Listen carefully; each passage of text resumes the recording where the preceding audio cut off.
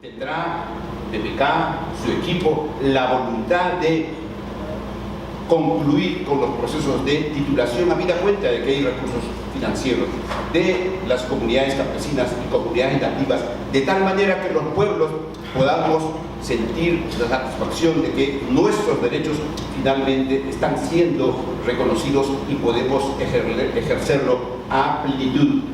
Desde Peruanos por el Cambio creemos que debemos implementar, pero de manera real y efectiva, la ley de consulta previa, pero también implementar el convenio 169. El tema de consulta previa es solo un elemento del convenio 169.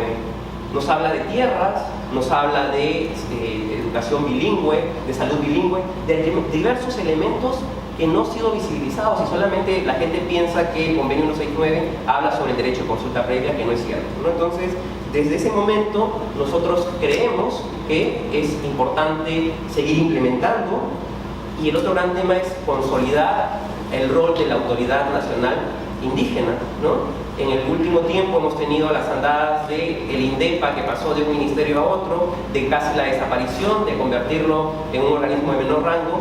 Pero ¿cómo hacemos para consolidar esta autoridad indígena, ¿no? Sin participación de las organizaciones indígenas?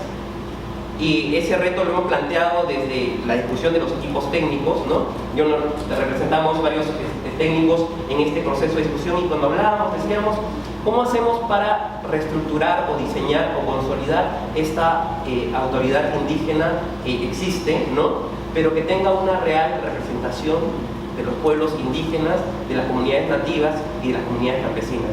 Porque a veces cuando hablamos de pueblos indígenas solo pensamos en Amazonía, ¿no? Y tenemos pueblos indígenas en diversas regiones del país.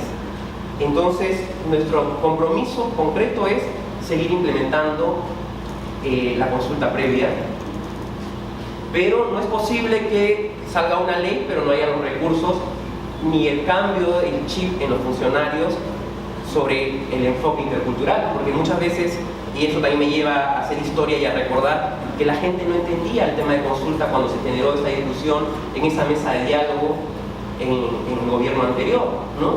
Entonces es un repensar entre los funcionarios, y para eso, dentro de esta escuela de servir, pretendemos que los funcionarios sean capacitados y conozcan este enfoque intercultural, para que puedan entender, para que puedan asumir el rol que les toca dentro de esta instancia de autoridad indígena que pretendemos consolidar.